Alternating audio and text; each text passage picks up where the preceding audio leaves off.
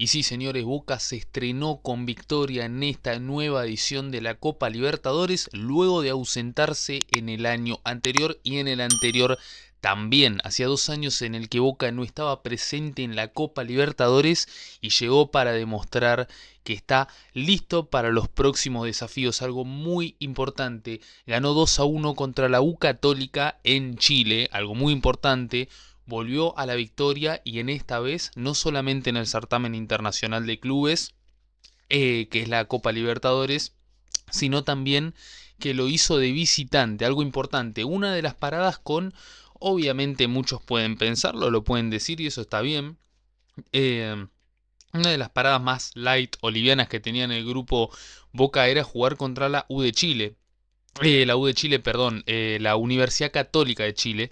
Y obviamente era un rival que por ahí era en el cual le podemos llegar a sacar 6 puntos, que se nos complicó sobre el final, que sobre el final empujó, pero con muy poco fútbol, con muy poca jerarquía, más rozando hacia lo físico más que a lo futbolístico. Y no lo logró, no lo logró, pero sí el que lo logró fue Boca, que con, por momentos, garra, por momentos, fútbol, por momentos, un desfile futbolístico, pero tuvo ciertos tramos Boca en los que ha dominado al rival.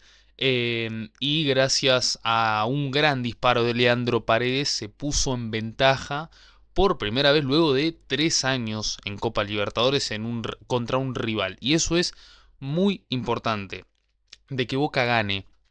No de que yo no pido de que Boca sobre, sino de que Boca gane partidos. Y eso es muy importante en este debut, porque debutar con victoria es arrancar con el pie derecho, y así es como lo hizo Boca en este partido, arrancar con el pie derecho. No le sobró mucho, insisto, como lo dije, en algunos tramos del partido sí tuvo la posesión, sí tuvo las ocasiones claras, así es como también llegó ese segundo gol de Adam Vareiro, que ahora vamos a hablar de Adam Vareiro, pero también tuvo momentos en los que no fue superior al rival, en los que fue superado ínfimamente por el rival y el gol fue un golpe de suerte, porque esa es la realidad, fue una pelota que quedó boyando en el área, una pelota en la cual no llegó a cerrar bien la defensa de Boca y terminó con un gol de la U Católica que, insisto, no hizo méritos para poder ni haber empatado el partido directamente, fue superado por un Boca que sin tener un amplio dominio en todo el partido y en haber dominado en ciertos tramos con aciertos a nivel goleador, se ha podido llevar los 3 puntos en este primer partido. Insisto, hay varios puntos muy positivos para hablar y eso es lo que vamos a hacer en este video. Volvemos a las reacciones y obviamente si volvemos a hablar de Boca, esa es la realidad.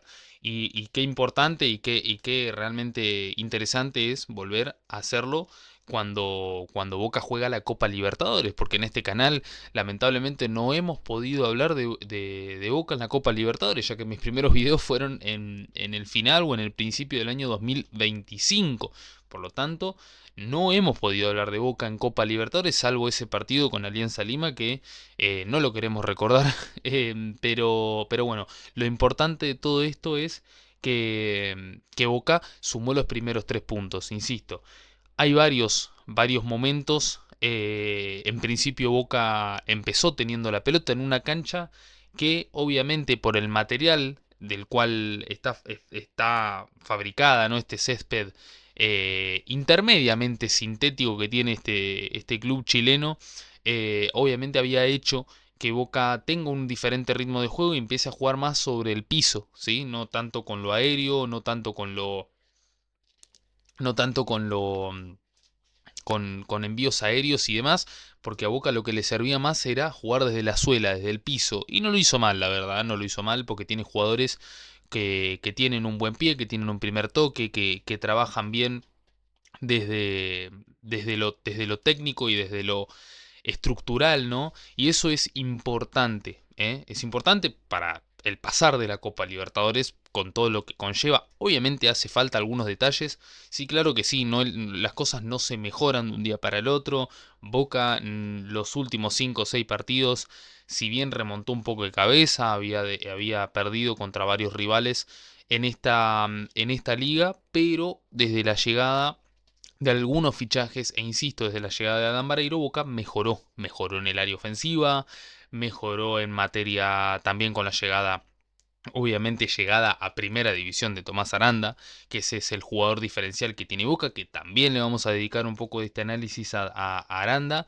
Y estos jugadores que obviamente son piezas claves para el desarrollo de una próxima clasificación de Boca. Pero vamos poco a poco, ¿no? Como le decía, Paredes abre el marcador con un gran gol en un Boca que estaba jugando más al ras del suelo, que obviamente si el gol no entraba iba a ser penal, porque era penal para Boca en esa jugada.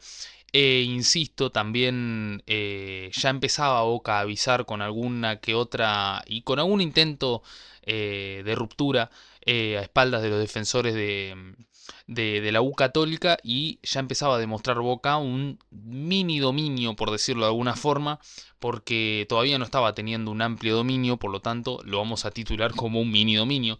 Pero Boca empezaba a esclarecer situaciones de peligro, y empezaba a desnudar, por decirlo de alguna forma o entre comillas, a la defensa y al trabajo que había hecho Dani Garnero en U Católica. Por lo tanto, ya Boca estaba empezando a tener las primeras ocasiones ofensivas, ¿sí? Ya dominaban área de creación, ya estaba empezando a llegar al área de finalización, y bueno, ese disparo de Leandro Paredes que ya pone a Boca en ventaja, un Paredes que ya lo sabemos, desde que llegó a Boca está siendo obviamente el jugador más diferencial en la mitad de la cancha, pero por sobre todo son estos jugadores que te aportan esta clase de jerarquía que otros jugadores no te aportan, ¿sí? Porque terminar la jugada en gran cantidad de veces es algo imposible de que termine en gol.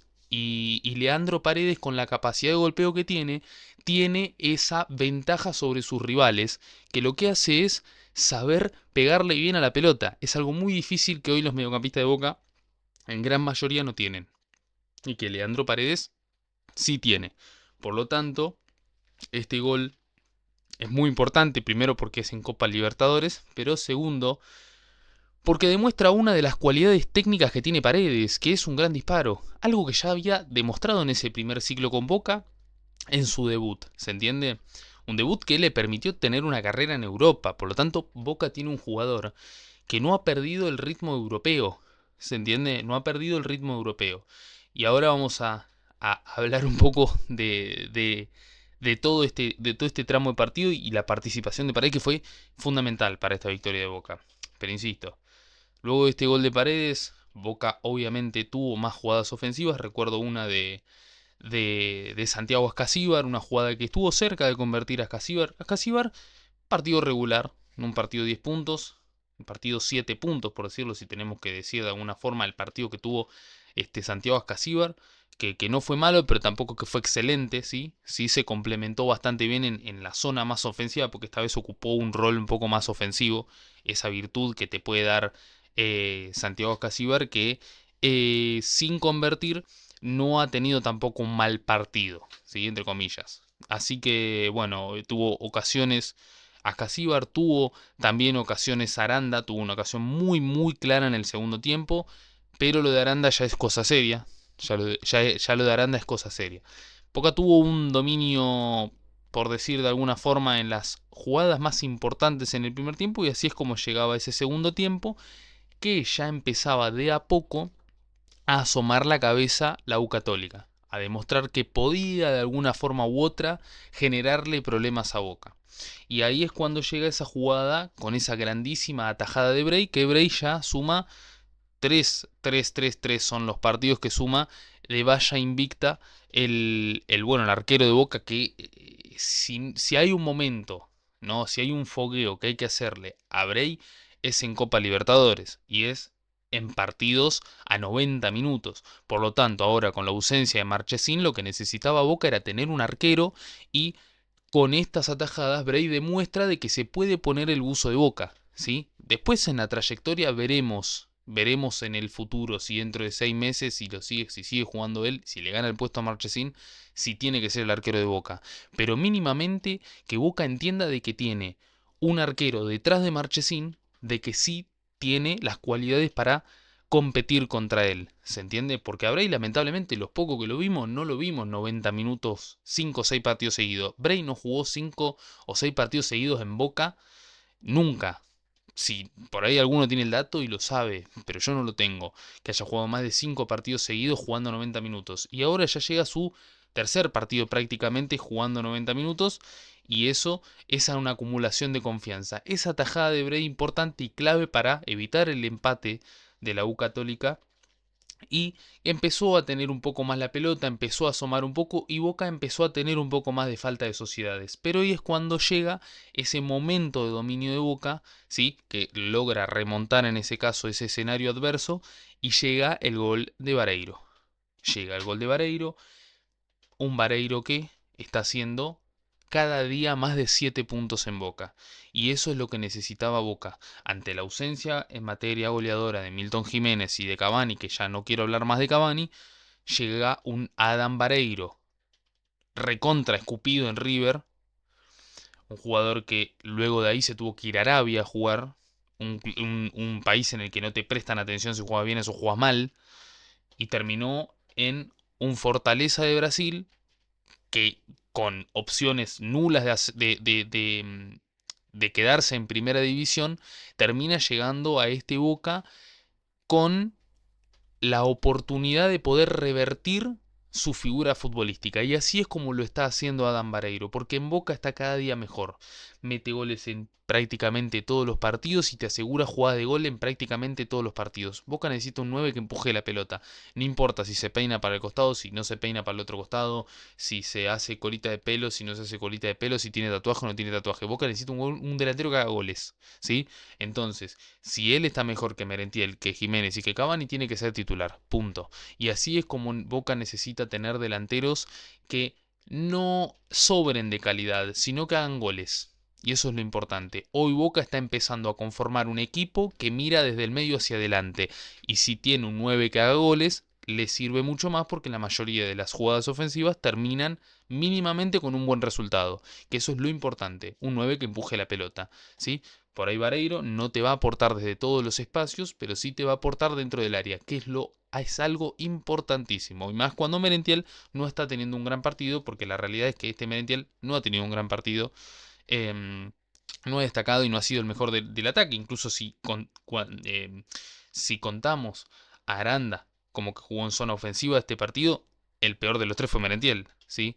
Insisto, obviamente Merentiel no lo quiero desmeritar, pero no tuvo un gran partido, ¿sí? Entonces, ahí es como contaba, ¿no? Esta transición que había empezado a tener la U Católica, que Boca logró golpear en el momento justo, y luego ya llega Boca a soltar un poco, a dar un poco más de libertad a la U Católica, de acercarse un poco más a este conjunto chileno, y ahí es donde llega ese descuento de parte un poco atropellada, pero tiene que tener ojo y tiene que tener atención Boca sobre esta clase de jugadas. ¿Por qué? Porque Boca no puede regalar esta clase de pequeños detalles en partidos así, por el hecho de que si el rival en algún momento te complica y es un rival importante, te lo termina empatando, ¿sí? Este partido no te lo iba a empatar porque es U Católica, pero si te toca contra el Cruzeiro probablemente en Brasil y te descuenta así, te lo empata. ¿Se entiende? Porque tiene más jerarquía, porque tiene mayores razones, porque tiene mejores futbolistas, o si te toca en una posible o hipotética fase final de Copa Libertadores, estos errores no se pueden permitir. Son errores que hay que trabajar, obviamente. Pero en líneas generales no vamos a destacar solo el error, sino a destacar los aciertos que tuvo Boca, que eso es lo importante. Porque en este canal se habla de los aciertos, se habla de los errores también, pero Boca ganó.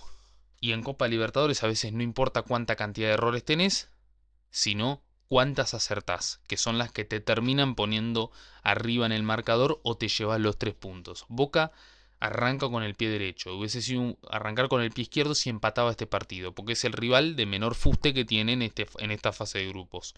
Así que arrancar con victoria en un partido de Copa Libertadores en fase de grupos de visitante es importantísimo para este Boca. Es importantísimo, porque vuelve a la competición luego de un montón de tiempo, sí, de años, porque para Boca es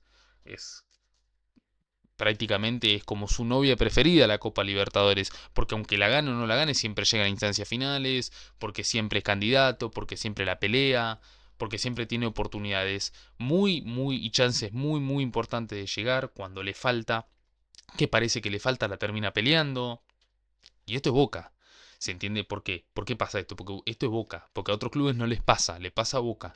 ¿Se entiende?